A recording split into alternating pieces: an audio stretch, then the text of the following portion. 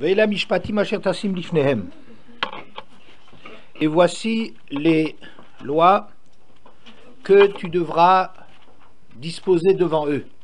C'est-à-dire que Moshe Rabbeinu devait non seulement leur donner les halachot, mais en expliquer les raisons et les détails.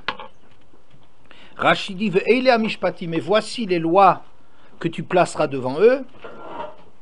Kol makom shenemar eile pasal et rishonot, sarishonim, ve'ele musif ala rishonim. Rashi fait une distinction. Quand c'est marqué ele, ça veut dire c'est une rupture.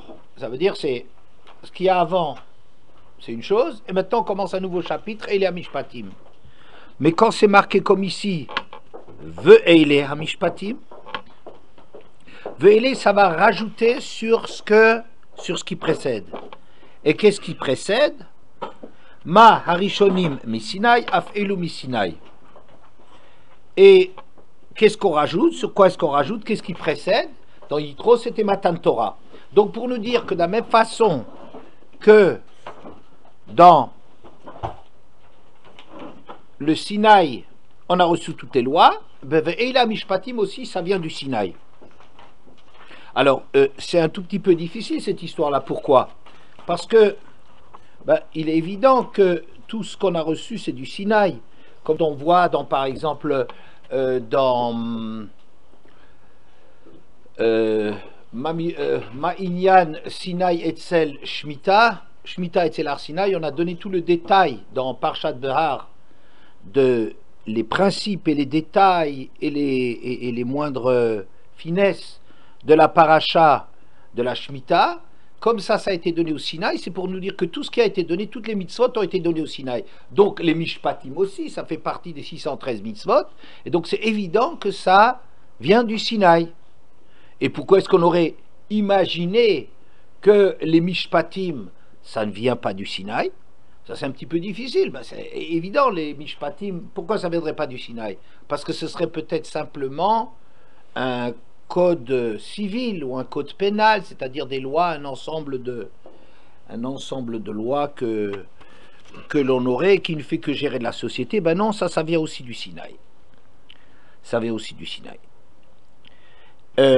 Maintenant, je vais vous lire un petit peu la paracha concernant le Eved Ivri, tout ce qui va suivre. Ki tikne Eved Ivri, si jamais tu acquiers un Eved Ivri, 6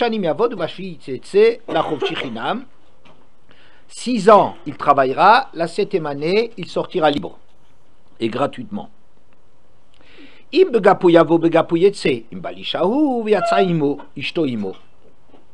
S'il était seul, begapo, comme avec son gouffre, seul, il sortira seul.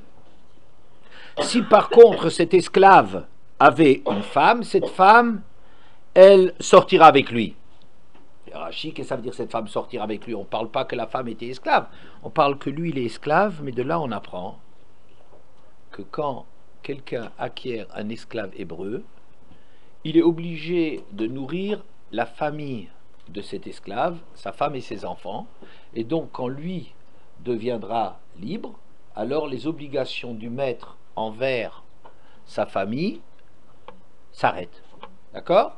Eved Ivri, c'est en vérité une obligation du maître de pas seulement de prendre le Eved et de le faire avancer, de le faire résoudre ses problèmes, de lui faire passer une mauvaise phase de sa vie, mais en même temps, il a une obligation par rapport à toute sa famille.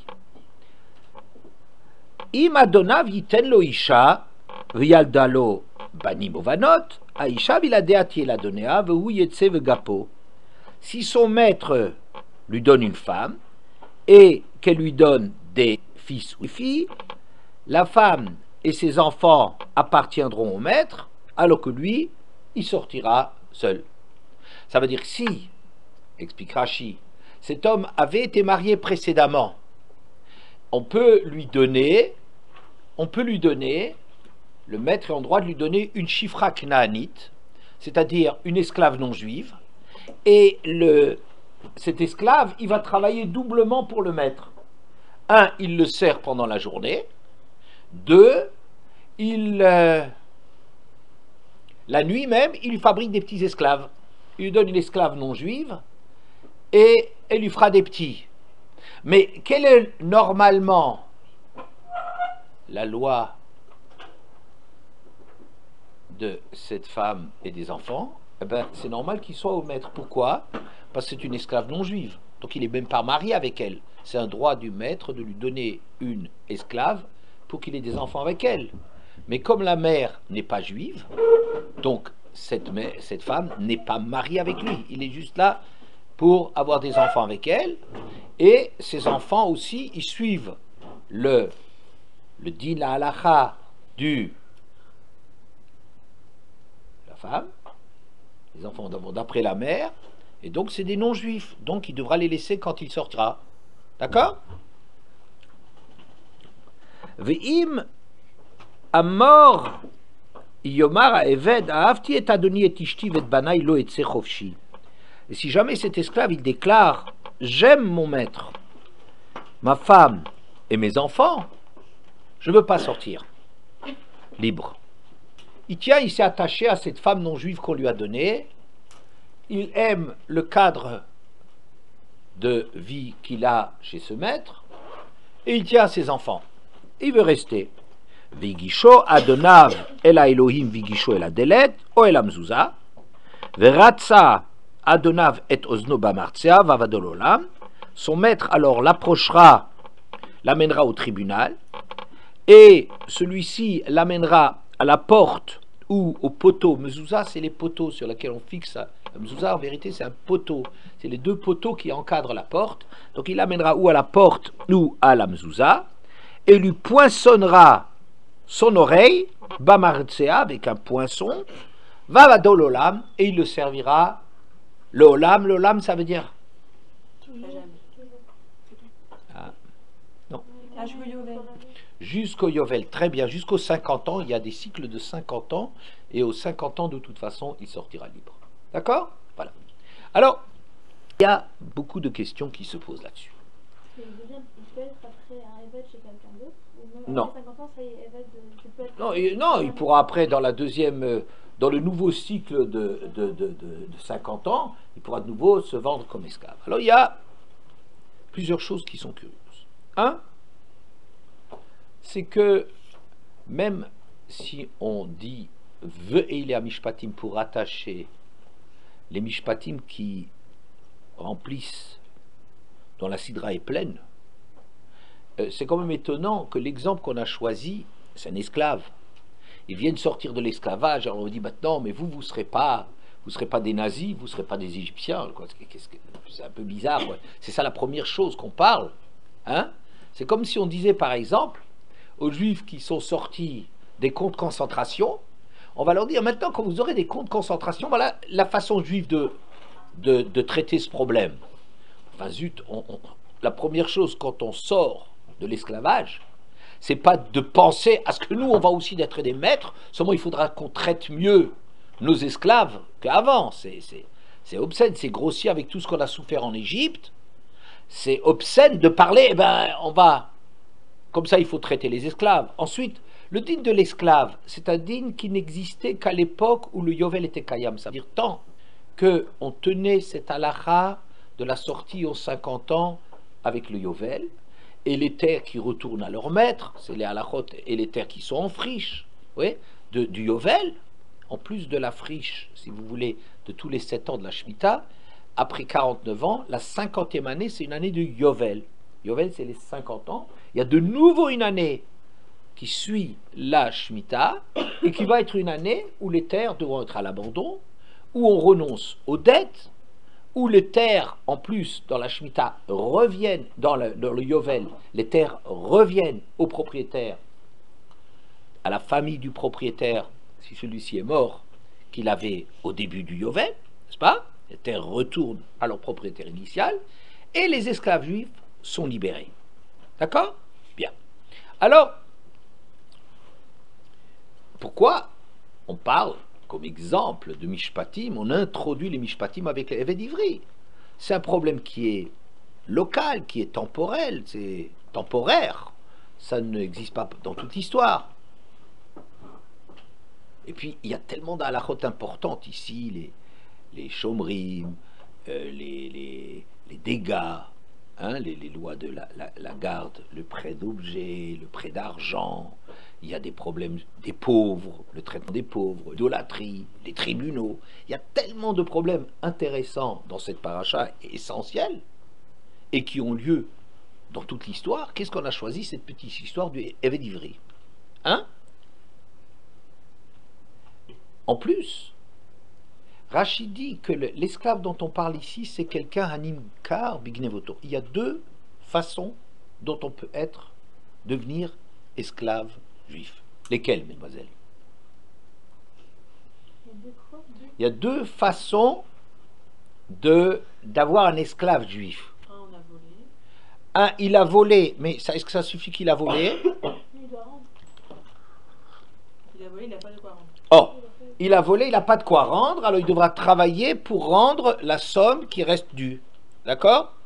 Bien. Ça, c'est une chose. Et la deuxième, c'est quelqu'un qui est tellement pauvre qu'il va se vendre lui-même comme esclave. Ici, on parle a priori de quelqu'un qui a été vendu par le tribunal comme esclave juif et qui va être vendu à un maître, n'est-ce pas? Pour rembourser sa dette. Alors,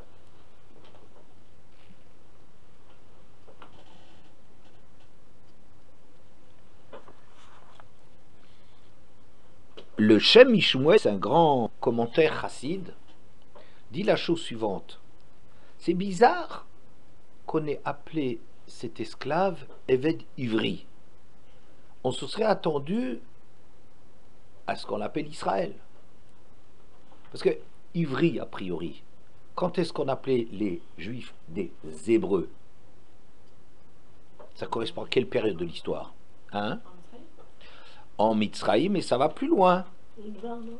Dans le Midbar, c'est aussi des Ivrim, oui. Eloké Ivrim, Nira Elai, le dieu des Hébreux. Yosef, qui était le Shamitanonar Eved Ivri. Ouais. Ivri Anochi. C'est des Hébreux, mais ça a duré jusqu'à la destruction du premier Beth Amikdash. Et après la destruction du premier Beth Amikdash et l'exil en Bavel, donc c'est beaucoup plus tard, comment est-ce qu'on va les appeler, les Hébreux? On les appelle maintenant des Yehudi, très très bien, des Yehudim, à partir du deuxième Beth Amikdash. Donc, Ivri, c'est une période. Et après, on s'appelait Yehudi. Alors qu'Israël, si on l'avait appelé Eved Israël, on aurait un terme général qui couvre toute l'histoire. Alors, le Shem Mishmuel explique la chose suivante. C'est marqué Be'ever anar yashvu avoteinu meolam. On dit dans la Haggadah de Pessah, on rapporte un pasouk, comme quoi les Hébreux, au début de leur histoire, ils habitaient de l'autre côté du fleuve, mais Ever anar. Et c'est ça ce qui a donné le terme de Ivri, de l'autre côté. C'est des gens qui sont de l'autre côté. Où on dit encore Kol haolam kulo be'ever echad ve'Avram be'ever sheni. Le monde entier, ils sont d'un côté, et Avram, il est seul de l'autre côté. Ça veut dire, qu'est-ce que c'est les Hébreux? Et ça a donné le terme, comme descendants d'Avram. C'est une des raisons pour lesquelles on les appelle Hébreux. Il y a encore d'autres raisons. Mais pourquoi est-ce qu'on les appelle Hébreux? Parce qu'ils sont seuls de l'autre côté.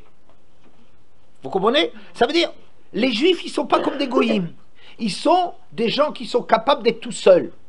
Les autres, ils fonctionnent par la mode, par des mouvements, des habitudes. Vous voyez, il y a dans le monde, les gens, ils croient qu'ils sont autonomes et indépendants, mais en vérité, ils sont tous, c'est des troupeaux, c'est des moutons. Mais les Hébreux, ils viennent d'Avram qui est capable de rester seul, un homme qui vient d'ailleurs. C'est comme si on disait, quand on dit des Hébreux, qu'on est des gens qui viennent d'ailleurs. Je fais souvent remarquer la chose suivante, c'est que les scientifiques ou les journalistes, les commentaires des scientifiques, souvent ils se demandent, est-ce qu'il y a de la vie ailleurs? Il se pose souvent la question. Maintenant, on a trouvé des corps spéciaux, des astres spéciaux, je ne sais pas ce que c'est, et on se demande de nouveau, est-ce qu'il va y avoir la vie là-dessus? La vérité, essayer de trouver des extraterrestres, ça n'a aucun intérêt. C'est des gens qui habitent extrêmement loin, et dans lequel, je peux vous dire, et d'une façon certaine, que ça n'existe pas, les extraterrestres. Oui, parce que sinon, il est écrit dans la Torah. Voilà, parce que la Torah, elle est écrite pour les hommes. Bishul Israël ou Bishul la Torah, Nitna Torah, Nivra Olam. Le monde a été créé pour les Juifs, pour le monde qu'on a. Est-ce que ça a un intérêt de dire qu'il y a des planètes ou des étoiles extrêmement lointaines dans lesquelles il y a des formes de vie? D'abord, c'est impossible, parce qu'il y a tellement de conditions pour que la vie, elle existe sur Terre, telle qu'elle est. Même si l'air avait une composition un peu différente, ou s'il n'y avait pas d'eau, ou si la température n'était pas à peu près tempérée, etc., la vie serait impossible. Alors, il y a tellement de conditions que c'est impossible qu'il y a d'autres. Mais à part ça, moi je dis, c'est sûr qu'il n'y a pas d'autres, parce qu'il n'y a aucun intérêt qu'on aille s'inventer des cousins lointains avec des antennes ou des trucs ou des machins. C'est bien pour la fiction, pour la science-fiction, pour imaginer. C'est de l'imagination, ça n'existe pas. Mais, par contre, ils recherchent parce que, bon, ça c'est un problème qu'il faut leur poser. C'est juste comme question. Ils ont toujours cette illusion, à mon avis stupide, parce qu'ils ne se rendent pas compte que les Juifs, ils ne cherchent pas des extraterrestres. Ils cherchent des terrestres, ils cherchent des gens qui sont sur Terre. Et s'il y a des extraterrestres, je dis, vous savez qui c'est les extraterrestres? C'est les Juifs. Pourquoi? Parce qu'ils sont d'ailleurs, ils sont méhévers. On les définit comme étant d'ailleurs. Tout le monde est comme ça, mais Abraham Avinu, l'ancêtre des Hébreux, c'est Abraham Avinu. Vous voyez? C'est quelque chose, c'est des extraterrestres, ils viennent d'ailleurs. Ah, ils ressemblent aux autres, on ne descend pas du singe, on fait partie de l'humanité, mais autrement. Et je vais vous dire comment ce que ça veut dire autrement. Autrement, ça veut dire que les Juifs, ils ne fonctionnent pas tout à fait comme les autres. Ils fonctionnent comme tout le monde parce qu'on est des êtres humains. On a besoin de toutes les conditions d'être humain. On est midot, tovot ou raot, comme tout le monde. On ressemble à tout le monde, d'un certain côté. Mais chaque Juif, il a un chelek haolam haba. Chelek haolam haba, il ne faut pas croire que ça veut dire que chacun, il a un grand terrain là en haut, dans l'olam haba, avec une magnifique villa, avec du gazon, avec des pièces formidables, suivant les mérites de chacun, et puis il faut qu'on ait chelek haolam haba. Ça, c'est une histoire, je ne sais pas si elle est vraie, mais c'est pas de ça qu'il s'agit. Olam haba, ça veut dire que chaque Juif, il a un sentiment qu'il y a un ailleurs, qu'il y a autre chose qui existe. Il a une inquiétude, Juif. Les Juifs, ils sont spéciaux parce que même les Juifs qui sont simples, vous verrez, un Juif simple, c'est pas un goy. C'est un gars qui est compliqué, c'est un gars qui a il réfléchit à des choses, il remet des choses en question, il est beaucoup plus violent que les autres, beaucoup plus exigeant de la vie que les autres, il a besoin de tout écraser. Il y a aussi des mauvaises midotes qui viennent du fait que le Juif, c'est quelqu'un de tout à fait... Qu'est-ce qui se passe d'extraordinaire là, hein? Alors, le Juif, c'est quelqu'un qui est spécial, comme on dit dans le verset, dans Kohelet, Vahanefesh lotimale. La neshama, on n'arrive pas à la remplir. Pourquoi? Parce que ça ressemble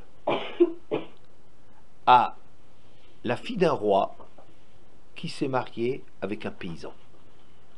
Et même si le paysan, il arrive, il fait des tas de choses, il lui offre les plus beaux cadeaux, mais qu'est-ce que ça peut faire pour une fille de roi? C'est rien. Et cette illustration-là, c'est la même chose que le Juif. Il a une neshama, il a quelque chose d'une fille de roi. Ça vient d'Akadosh Baruch Hu.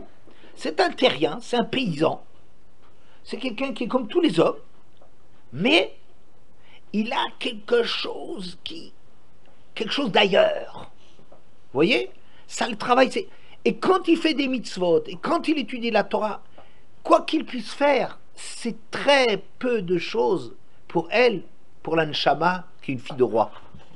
Vous comprenez? Et c'est ça, va nefesh lo timale, on n'arrive pas à rassasier la neshama, on n'arrive pas à la rassasier, parce que la neshama, elle est mima'al, elle est d'en haut, elle est la fille d'un roi, n'est-ce pas? Et donc ça veut dire qu'on est constamment dans notre vie partagé entre deux réalités.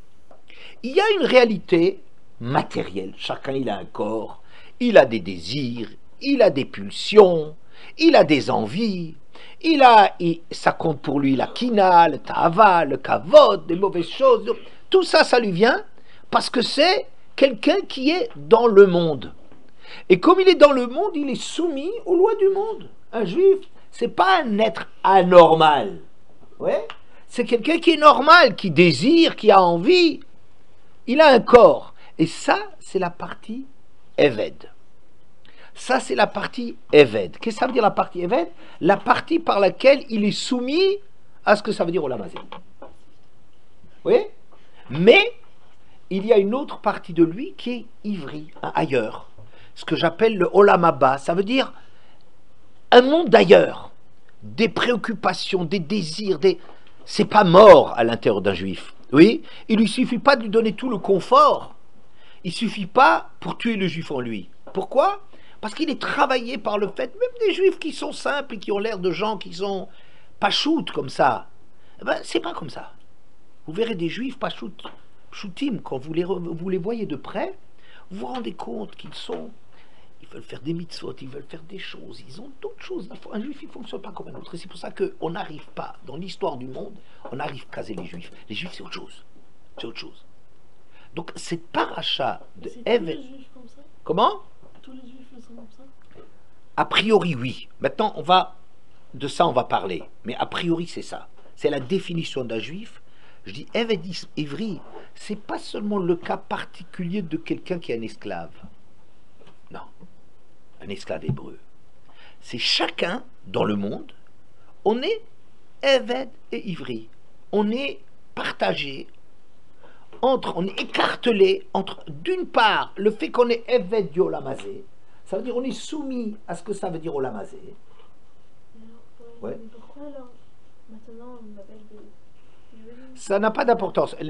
Parce qu'il y a autre chose. Non, c'est pas que la réalité du juif elle a changé, mais il y a des changements dans l'histoire qui font que les juifs ils sont passés à un autre niveau que ce qu'il y avait au départ. C'est un niveau plus haut. Yehudi, c'est plus que Ivri. C'est plus que Yehudi. C'est plus que Ivri, pardon. Mais ça, c'est un autre problème. Mais on est tous, quand on commence la Torah, les Mishpatim par Eved Ivri, on est en train de nous dire la chose suivante. Vous savez, l'intérêt de la Torah, elle n'est pas dans le Sinaï, elle n'est pas dans le ciel, elle n'est pas dans l'absolu. C'est intéressant, c'est extraordinaire, c'est tellement intelligent, c'est tout ce que vous voulez, mais on s'adresse à quelqu'un, ve'ele mishpatim, on rattache à cela les mishpatim. Les mishpatim, il ne faut pas les voir comme simplement de la gestion du fonctionnement du monde humain, n'est-ce pas? Pas que ça, social, c'est pas que ça, mais c'est en vérité quelque chose qui essaye de nous aider dans notre problème où on est partagé entre l'Eved et l'Ivri. C'est pour ça que cette mitzvah, même si localement parlant, c'est pas une mitzvah tellement importante, mais c'est une mitzvah en vérité fondamentale, parce que toute la Torah du Sinaï, elle vient que, pas pour les idées, mais pour nous aider à rester des ivris alors qu'on est aussi Eved. Vous voyez? Un esclave, il peut oublier que quelque part, il est fondamentalement libre. Viatsa Chofshi. Il sortira libre. Il est maître de sa vie. Il est Me'ever Acher. Il est capable d'être seul contre nous. C'est pour ça que quelqu'un qui prend un maître, c'est très grave. Parce que c'est comme s'il renonce à lutter pour quelque chose qui est très réel à l'intérieur de lui. Et nous, ce qu'on veut nous apprendre, c'est comment te sortir de là. Et c'est pour ça qu'à Paracha, il commence de façon un peu bizarre, à mon avis. Elle commence, voilà donc les mishpatim que tu disposeras devant eux. Si un homme, il acquiert un Eved Ivri, si tu acquiers un Eved, il travaillerait 6 ans, et la 7e année, il sortira gratuitement libre. Ben, attends, dis-moi d'abord qu'est-ce que c'est avant de dire il sort libre. Vous voyez, on a l'impression que ce qui intéresse avant tout la Torah, c'est de parler de quelqu'un qui, au cours de sa vie, des 6 jours, il travaille, et puis après, il est dans la dimension du Shabbat. Oui, c'est-à-dire, les commentateurs, ils disent souvent, qu'est-ce que c'est les 6 ans et 7e année? C'est comme l'homme qui est, la durée moyenne de vie, c'est 70 ans. C'est une durée de 70 ans. Oui. Eh bien, le problème, c'est que quand tu échappes au Olam Hazé des 6 ans de travail où tu es prisonnier de ta réalité humaine, qu'il reste encore du ivri en toi. C'est ça la préoccupation. Et tous les mishpatim et tout, c'est que des détails de ce problème de maintenir le juif vivant. Oui. Par rapport à ça, après les 7 ans, ils nous font dans l'oreille. Oh, alors voilà. Et maintenant, on va en train de nous dire, regarde cette situation de ce Eved. Le problème, c'est qu'ils sortent. Il faut sortir d'Égypte. Il faut sortir du Olam Hazé en étant quelqu'un qui s'est toujours préoccupé de Sanshama, de la Bat Melech. Oui, du côté d'ailleurs qu'on a, de cette chose qui ne nous laisse pas tranquille parce qu'on sent que c'est... Vous voyez, les juifs, ils font de la théorie. Parfois, ils se disent juifs égaux, etc. Si vous les mettez, très souvent ça arrive comme ça, à travailler avec des goïms, même les gens qui, dans les idées, ils disent mais les juifs et goïs c'est la même chose, ils viennent souvent, mais combien de fois, ils viennent en disant c'est pas un monde pour nous, ils fonctionnent pas comme nous, c'est pas, ça m'intéresse pas. Oui, pas parce que le travail les intéresse pas, ça aussi c'est un autre problème. Le travail peut-être n'intéresse pas grand monde actuellement, mais c'est parce qu'ils sentent qu'ils sont dans un milieu qui n'est pas leur milieu. Pourquoi? Parce que le Kol Haolam Kulu Me'ever Echad, tout le monde c'est là. Ils sont dans le même. Ils sont dans l'Olam Hazé. Les Goïms, ils sont dans l'Olam Hazé, ils n'ont pas Chelek l'Olam Haba. Ils peuvent, s'ils ont des grands mérites, accéder au Olam Haba. Hachem, il récompense tout. Oui, aussi chez les Goïms, c'est clair. Mais c'est des gens qui ne sont pas agités. Ils ne sont pas agités. J'ai entendu une fois Rav Wolbe qui disait, il dit, mais Sha'ananout des Goïms, c'est Chazareif, c'est-à-dire la sérénité, le confort des Goïms, mais c'est un rêve comme du Chazir. Ça veut dire c'est une espèce de ça va bien, on est riche, on est bien, on a tout le confort, avec la piscine et les vacances, etc. C'est ça leur visée, en général, hein, c'est schématique ce que je suis en train de dire, mais c'est ça qui en vérité correspond fondamentalement à ce qui se passe. Et c'est pour cela que si quelqu'un, il est Eved Ivri,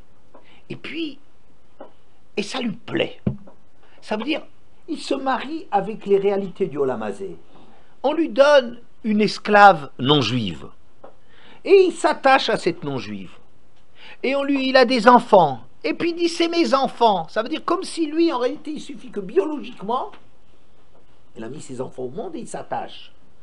Mais tu ne te rends pas compte, tu sais, dans le mariage mixte, il y a un drame terrible. C'est quoi? C'est qu'en vérité, on te propose une femme qui n'est pas ton horizon. C'est bien peut-être pour avoir des enfants, peut-être pour fabriquer des enfants pour le maître, qu'il ait d'autres esclaves. Mais c'est pas ton monde, il n'est pas shayach à toi. Toi, tu es shayach à un autre monde, tu appartiens à un autre monde, n'est-ce pas? Mais qu'est-ce qui peut arriver? Que comme il est dans l'Olam Hazé, comme il évolue dans l'Olam Hazé, il finit finalement tellement par s'attacher aux réalités de Olam Hazé, qu'il dit à la fin des 6 ans, quand il devrait sortir, ça y est, c'est le moment de sortir, c'est comme quelqu'un qui refuse de mourir. Comme il dit, c'est l'Olam Hazé qui est là, mon endroit, je me sens bien dans l'Olam Hazé. Ahavti et Adoni et Ishti et Banaï. Alors, j'aime ma femme, mes enfants, mais si tu parles de non-juifs, c'est des enfants biologiques, mais rien de plus, il n'y a pas un ivri chez eux, il n'y a pas un ailleurs. Et toi, tu t'es tellement vendu par le confort et tout ce que tu as obtenu comme avantage et la tranquillité du Olam Hazé, que tu as oublié ta neshama. Oui? Et quelqu'un qui oublie sa neshama est Adoni, c'est intéressant que ça veut dire que j'aime mon maître. Si on parle d'un esclave non juif, Alors on peut dire le maître, mais peut-être on pourrait dire, c'est aussi, même Hachem, Adoni, c'est les mêmes lettres qu'un nom d'Akadosh Baruch Hu, n'est-ce pas? Aleph, Dalet, Nun, Yud, c'est un nom d'Akadosh Baruch Hu tel qu'on le sent au niveau du Olam Hazé, qu'il y a quelque chose, il y a des valeurs morales et spirituelles aussi au Olam Hazé, mais c'est pas une aspiration à dépasser quelque chose. Cet homme, il a plus d'aspiration, il a tué l'ivri qui est chez lui. Alors qu'est-ce qu'on fait? Vegisho Adonav, El Adelet. Delet c'est quoi? Alors il y a des parchis qui disent la lettre Dalet. Delet c'est comme Dalet. Dalet c'est d'ailleurs la lettre même c'est comme un schéma d'une porte qui pivote sur le gond. Il y a un truc vertical et il y a un truc qui se déplace dessus. Ça c'est un Dalet. Ouais. Qu'est-ce que c'est le Dalet? Qu'est-ce que ça veut dire Dal? Pauvre. Mais le Zohar, il dit de leit migarme kloum. Il n'a rien de lui-même. Ça veut dire, rends-toi compte, interroge-toi, c'est quoi un être humain? Un être humain, tu crois que c'est quelqu'un qui possède des choses, mais c'est un être démuni qui a besoin constamment qu'on lui donne de l'extérieur, qu'on le nourrisse, qu'on lui donne, qu'on le console, etc. Un homme, il n'a rien de par lui-même. T'entends pas une chose pareille? Toi, tu veux le confort et rester tranquille chez quelqu'un parce que c'est plus confortable, parce que la vie, elle est difficile. Alors tu veux, c'est confortable d'être chez quelqu'un, de devenir l'esclave de quelqu'un, de dépendre de quelqu'un, de surtout pas avoir des tsarotes, surtout pas avoir des problèmes. Mais c'est grave. Ça veut dire que tu n'as pas entendu qu'en vérité, fondamentalement, tu es de l'etmigar mekloum, tu es rien, tu es démuni. Il faut que tu te rapproches d'Hachem. Oui? Et oh, et la mezouza. Qu'est-ce que c'est la mezouza? Ben, mezouza, quelle est la valeur numérique de mezouza, mademoiselle? Est-ce qu'il y a des calculatrices? Oui. Son grand-père, c'est un agrégé de maths. Oui?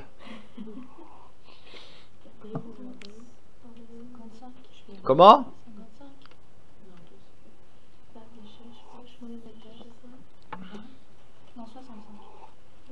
65, c'est la valeur numérique de Aleph, Dalet, Nun, Yud. 65, c'est le nom d'Hachem. Ça veut dire le Hachem tel qu'on le sent dans ce monde-ci. Oui?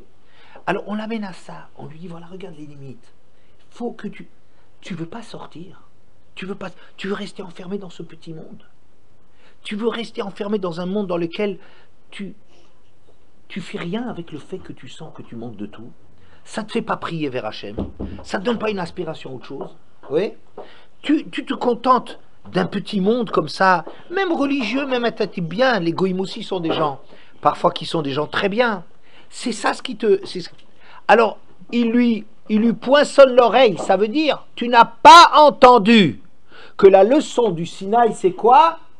Qui lit Bnei Israël avadim, velo avadim l'avadim. Mais si par exemple il doit rester encore 7 ans parce qu'il n'a pas encore payé par exemple son... Non, il n'a plus à payer. Très très bien. Très bien, Michal. Il n'a pas à la payer. Au bout de 6 ans, il est acquitté de sa dette.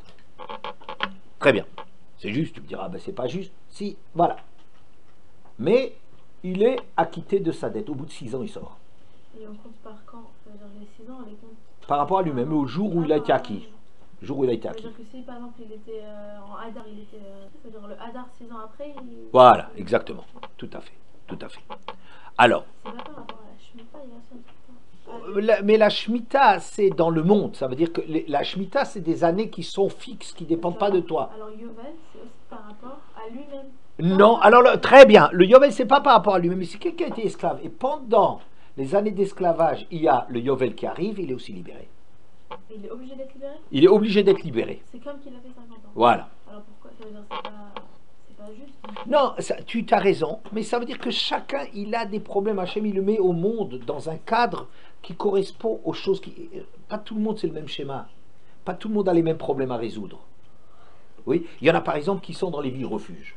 Il y en a qui sont dans les villes refuges jusqu'à la mort du Kohen Gadol.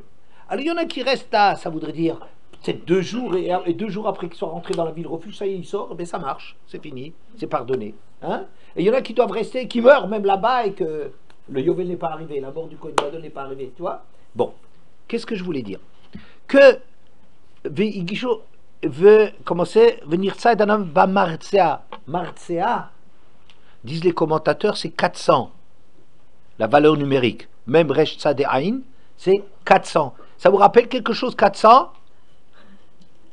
400? Hein? Mitraïm. Que l'Égypte, c'était 400 comme ça, comme c'est des esclaves qui doivent sortir. Le but, c'est de sortir de l'esclavage. C'est-à-dire de rester encore un être humain. Vous voyez? Donc, celui qui n'a pas entendu que les hommes, que les juifs, ils sont faits pour être libres, c'est des vrais esclaves.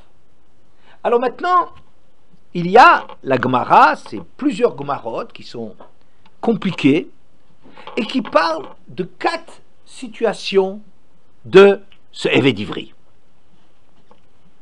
Eved Ivri, donc qu'est-ce que je vous ai dit? C'est le symbole de l'homme. L'homme dans le monde, ça Eved et Ivri.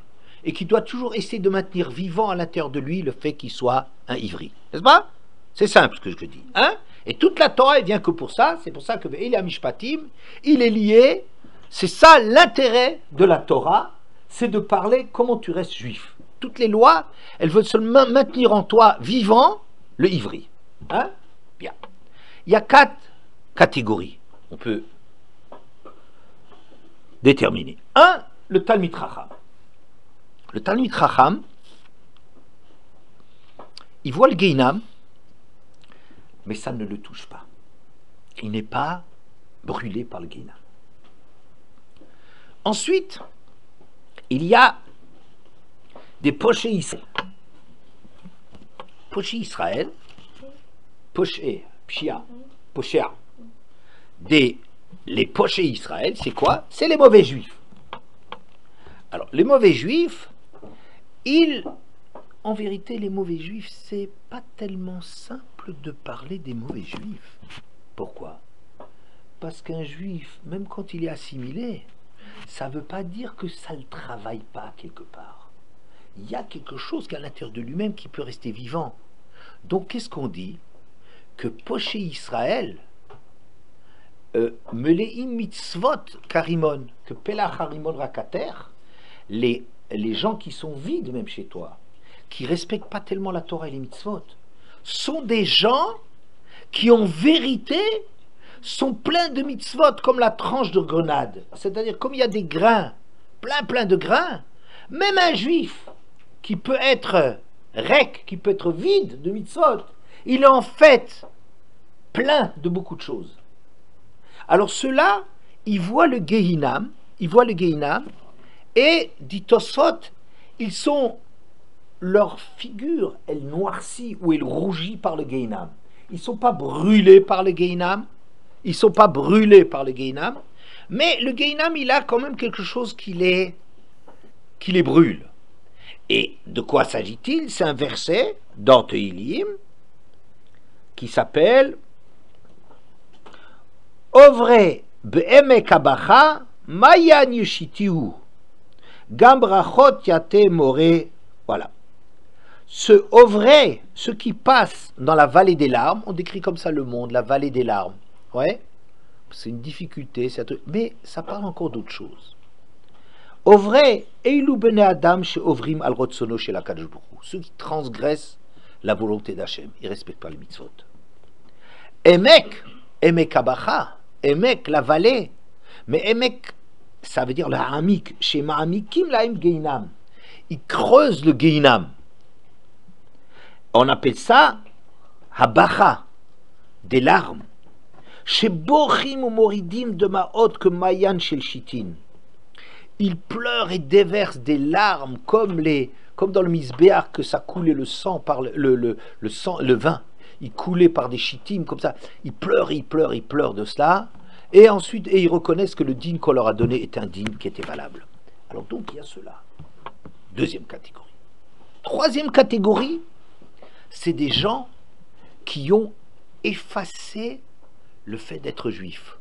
Ils ont effacé la mila. Qu'est-ce que ça veut dire effacer la mila? C'est par exemple un juif qui fait un mariage mixte. C'est comme s'il a renoncer à vivre comme un juif, ça c'est déjà plus grave. Que quelqu'un... Faire un mariage mixte? Oui. Qui se marie avec une femme. Il vit avec une Goya. Ah, ok. C'est la même chose pour les femmes, hein, attention. Ici on parle des hommes, mais c'est la même chose pour les femmes. Hein? Ça veut dire que ce serait une juive qui vit avec un goy, il y a quelque chose de très très grave. Pourquoi? Parce que c'est comme s'ils ont vraiment accepté de vivre ailleurs. Les deuxièmes catégories, c'est pas si grave. C'est des gens qui font des avérotes, ovrim al rotzono shel makom, ils transgressent, mais ils restent encore des juifs. Ça veut dire, ça les travaille encore. Ils ne sont pas complètement assimilés. Par exemple, des Hein? gens qui se marient avec des juifs, Oui. mais ils font pas la mila par exemple. Très bien, oui. Mais voilà, c'est juste, on va encore voir ça. Mais celui qui épouse une goy, c'est comme s'il enlève la trace de la mila de chez lui. C'est comme s'il a dit, ça veut rien dire d'être juif. Quand Hachem, il a dit à Abraham, voilà, il y a la mila, ça veut dire, il y a une différence entre toi et les autres. Et ceux-là, ils ont essayé d'enlever cela. Sur le principe, ils vivent dans un autre monde. Et la quatrième catégorie, c'est ceux qui font les mosrim. Qu'est-ce que c'est un mosser? Qui dénoncent des juifs aux autorités. Par exemple, un type, il est jaloux de son concurrent et il va dénoncer le concurrent juif, il va le dénoncer aux autorités. Ou bien les minimes. Minimes, c'est ceux qui rejettent des choses essentielles de la Torah. Ou les apikorsim. Les apikorsim, c'est ceux qui disent les chachamim, ils servent à rien. C'est comme s'il y a que la Torah écrite et il n'y a pas les chachamim, ils ne sont pas essentiels. Voilà. Alors maintenant, on va reprendre qu'est-ce qui arrive à chacune de ces catégories. Le Talmid Chacham, pourquoi est-ce que le Gehinam, il n'a pas d'effet sur lui? Parce qu'on dit comme ça, il y a un animal qui s'appelle le salamandre. Salamandre. Vous savez ce que c'est? C'est un animal qui a l'air comme ça. Ah non, ça c'est un hippocampe. Une espèce de truc comme ça avec queue. Il a une espèce de crinière. Vous savez qu'il y a un animal comme ça. Bon, Comme là, un lézard, non? hein? Comme un lézard, comme un caméléon. Peut-être, Comme oui, des c'est lézards possible. caméléons. Et ils ont quelque chose de spécial, c'est que leur sang, il le protège du feu. Si on met ça bien, une couche de sang de cet animal, ça protège du feu. Si tu vois quelqu'un, le salamandre, il est protégé du feu, que lui, il est comme ça, comme s'il vient d'un monde du feu. Bon, c'est des choses un peu compliquées même pour moi. Alors le Talmid Chacham chez Kol Kulo Esh, qui est complètement feu, alors le Gehinam, il n'a aucun effet sur lui. Si même le salamandre, il te protège du feu, donc le Talmid Chacham qui est du feu, qu'est-ce que ça veut dire qu'il est du feu? Ça veut dire que le Talmid Chacham, il est plein de Torah. Lui, il vit tout le temps le fait de Ever, qu'il est ivri. Le Talmid Chacham, c'est quelqu'un qui s'est classé du côté que la Torah, c'est quelque chose qui est vivant chez lui, qui maintient, qui lutte pour que la Torah soit tout le temps vivante chez lui. Alors celui-là, le Gehinam, il n'a pas d'effet sur lui. Pourquoi? Parce que lui-même, il a le remède à l'intérieur de lui-même de ne pas être brûlé par ses actions, parce que lui-même, il est tout le temps vivant. Maintenant, les pochés Israël, c'est quoi? C'est la deuxième catégorie. C'est des gens qui ne respectent pas beaucoup de mitzvot, qui sont rekanim shebecha. C'est comme Yaakov, quand Yitzhak, il a voulu bénir, il croyait que c'était Esav, et il a vayarer et reach begadav. Il a respiré l'odeur des habits de Yaakov et il a béni. Pourquoi? Parce qu'il a senti l'odeur des bogdav. Pardon. Les bogdim, qu'est-ce que c'est boged? Rebelle. Hein? Rebelle. Non, boged, c'est pas un rebelle, ça c'est moré, non. C'est mored ou pas. Hein? Il trahit, c'est un traître. Un boged, c'est un traître. C'est les gens qui ont trahi la Torah, mais qui sont encore quand même, quand Yitzhak qui se rend compte, c'est que même les mauvais juifs, ils ont quelque chose de très juif. Seulement, c'est beaucoup plus à l'intérieur d'eux. Vous voyez? Le Talmid Chacham, il lutte pour ça. Mais l'autre, le poché Israël, il a quelque chose de juif, c'est-à-dire, il vit des choses quand même à l'intérieur de lui-même. C'est plus enfui. Il fait beaucoup d'avérotes. Alors lui, quelle est sa punition? Ma'amikim lahem Gehinam. Ça veut dire qu'il ne sera pas brûlé par le Gehinam, mais il se rend compte quel est l'effet de son mauvais comportement dans le monde. Son jugement, c'est quoi? C'est qu'on va lui montrer à la fin de sa vie, on va lui montrer, tu sais, regarde, qu'est-ce que tu as fait de ta vie? Qu'est-ce que tu aurais pu en faire? Regarde, qu'est-ce que tu as détruit avec tes actions et tout ça. Ça, c'est sa punition. Vous voyez? Imaginons par exemple un élève. Et il s'est laissé aller pendant toute l'année. Il ne travaille pas, il ne peut pas travailler. C'est un élève intelligent, mais il ne fiche rien. Hein? À la fin de l'année, au moment de la distribution des prix, il voit qu'un autre élève qui n'est pas mieux que lui, il a plein de prix. Il y a quelque chose qui lui fait mal. Qu'est-ce qui lui fait mal? Il se rend compte qu'il a perdu son temps. Il pensait qu'à s'amuser ou à paresser, tout ça. Et il voit qu'est-ce que l'autre il a fait pendant ce temps. L'autre il a progressé, il a acquis des choses, il a avancé. Et de voir quel est l'échec. Regarde, tu t'es amusé, tu as perdu ton temps. Ma'amik lahem geinam, ils se creusent leur propre punition. Et ceux-là, quand ils se rendent compte de cela, ils pleurent et ils déversent des torrents de larmes en disant « Qu'est-ce que j'ai raté ma vie ?» Leur punition, c'est la prise de conscience qu'en vérité, ils ont raté leur vie. Et plus ils l'ont raté, plus ils creusent en profondeur leur Gehinam. Oui, ils ne sont pas brûlés par le Gehinam. Mais pourquoi ils ne sont pas brûlés? Parce que c'est quand même des gens qui sont melei mitzvot. Il y a quand même beaucoup de choses bien, même dans les juifs qui transgressent. Hein? Tant que tu veux rester juif, tu restes dans un cadre juif, mais tu n'es pas tellement pratiquant, alors en vérité tu te rattaches à cela et le Gehinam il n'a pas d'effet sur toi, mais sauf que tu vois que qu'est-ce qu'on a fait de ta vie, qu'est-ce que tu as fait de ta vie, et là-dessus c'est ça la punition terrible, terrible, terrible qu'on leur montre. Regarde, combien d'années, 70 ans tu étais sur terre, plus ou moins, qu'est-ce que tu as fait, qu'est-ce que tu aurais pu faire, qu'est-ce que tu as fait. Comment tu as perdu ton temps, comme tu ne l'as pas rempli. Ceux-là, ils pleurent toutes les larmes de leur corps devant l'échec de leur vie. Vous voyez? C'est les pochés d'Israël.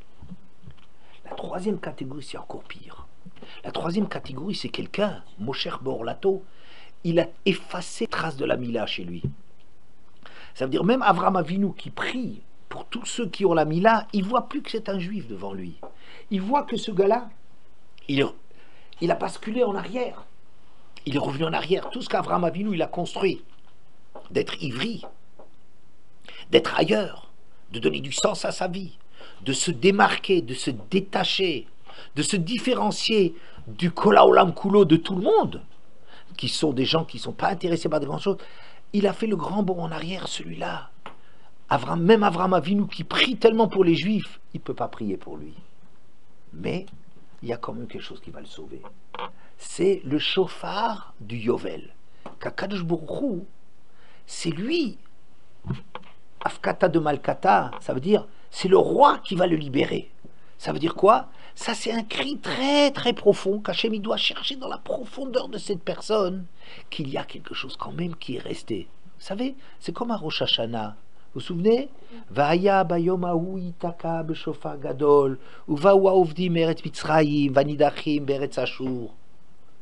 Oui, que ce jour-là où Hachem il l'appelle le chauffard du Yovel, c'est-à-dire que c'est Hachem, plus Avraham Avinu, parce que dans ce monde-ci on ne voit pas qu'il est juif. Donc Hachem il doit chercher le juif en lui très profondément. Et ce jour où Hachem il fera sonner du chauffard, il réveillera même les paumés, les perdus, les gens qui sont en mariage mixte et tout, qui a tout laissé, qui ne savent même plus qu'ils sont juifs. Ça, Akadosh Baruch Hu, il va. Mais ceux-là, le Gehinam, il a beaucoup d'effets sur eux. Vous comprenez? Parce que là, il y a tellement de choses qui sont déglinguées chez lui que ça va être très dur de revenir. Ceux-là, leur jugement, c'est qu'ils passeront 12 mois dans le Gehinam et c'est quelque chose de terrible. Et il y a une quatrième catégorie, c'est ceux qui ont fait ça. Ils ont, par exemple, ils ont plus le sens des juifs. Il arrive à trahir un juif, à livrer un juif au goy. Ça veut dire que celui-là, il a plus de Ben Adam le Chaver aux juifs. Ou bien les minimes, les gens qui ont rejeté la Torah, les gens qui ne croient plus à Kadosh Baruch Hu, qui ne croient plus en rien. Ceux-là, ils ont cassé des dimensions fondamentales. Il y a deux dimensions fondamentales dans le juif, c'est quoi? C'est le fait d'être attaché à un peuple et à une histoire. C'est le fait d'attacher à Kadosh Baruch Hu. C'est le fait de se référer au Rachamim. Si ça t'a cassé, si ça t'a rejeté, tu t'es cru malin peut-être parfois dans ta vie de te moquer de la Torah, des Chachamim et tout ça, tu te crois peut-être malin. Mais le jour où il y aura le jugement, ceux-là ils resteront toujours dans le Gehinam. Ils sont irrattrapables. Pourquoi? Parce c'est pire qu'un mariage mixte. C'est les gens qui ils ont coupé tout lien de ce qui se passe avec Hachem et avec le peuple juif. Donc, voilà, pour conclure. Cette paracha du Mishpatim, elle est introduite par le Eved Ivri, parce que le Eved Ivri, c'est une image de ce que c'est un homme dans le monde. Parce que c'est un homme dans le monde, un juif, qui a une épreuve terrible, que d'être Eved. Et c'est pour ça le Nimkar Bignevato, celui qui est volé, qui est vendu pour son vol. Vous savez qu'est-ce qui est tellement grave d'être vendu pour le vol? Le vol, c'est-à-dire que tu as trahi des principes de loi, d'équité, de prendre le bien qui ne t'appartient pas pour ton avantage personnel. Celui-là, il est devenu esclave, celui-là. C'est un vrai esclave, celui-là. Pourquoi il est vendu comme esclave? Parce que c'est un esclave. C'est un bonhomme qui est tellement l'esclave de moi, de mon ego, qu'il arrive à prendre ce qui ne lui appartient pas. Donc, et ça, n'importe quel homme, il a un sens de la justice. Tout le monde sait que ce qui ne t'appartient pas, il ne t'appartient pas. N'est-ce pas? Si cet homme-là, il nimkar bignevato, c'est vraiment un évêque. C'est normal qu'il soit vendu comme un esclave parce que c'est un esclave. C'est quelqu'un qui a été vendu complètement. Vous voyez? Comment? Non, alors c'est ça, voilà, alors c'est ça, dans cette paracha, qu'on parle aussi de comment un esclave, il va sortir. Mais c'est pour ça qu'on introduit le chapitre. Pendant toute sa vie, pendant les 60 ans, il travaille, et les 70 après, il faut qu'il ressort vivant et qu'il reconstruit tout ça pour avoir encore un lien avec la Torah. Si c'est quelqu'un qui a travaillé vraiment comme un Talmid Chacham, qui s'est vraiment préoccupé des choses qui sont importantes, celui-là, le Gehinam, il n'a pas d'effet sur lui. Si c'est quelqu'un qui est juif, mais quelque part il l'oublie dans son comportement, celui-là, on lui fera le bilan de sa vie et il pleurera toutes les larmes de son corps, que plus il a raté sa vie, plus ça se retournera contre lui, il n'arrivera pas à se consoler, tellement il pleurera de se rendre compte qu'il a gâché sa vie. Oui, mais il a quand même le Gehinam finalement, il lui noircit le visage, c'est-à-dire c'est comme si le gars il sait plus où se mettre. Hein? Mais ça reste encore juif. Celui que même on ne voit plus qu'il est juif parce qu'il a cassé quelque part les liens avec son ivri, avec son côté d'ailleurs, par le fait d'avoir fait un mariage mixte, celui-là, c'est très difficile. Ça seulement au Yovel, qu'Hachem, il sonnera du chauffard, il rêve à cela, mais ça, c'est quelqu'un qui a un Gehinam qui est très difficile, c'est très très difficile de sortir ça. Pourquoi? Parce qu'on ne voit plus rien de juif chez lui. Et il y a encore une catégorie encore pire, c'est ceux qui ont agi contre cela vraiment, et qui ont cassé la définition même du juif, Ben Adam le Chavero et Ben Adam le Rakom. Voilà. Merci beaucoup.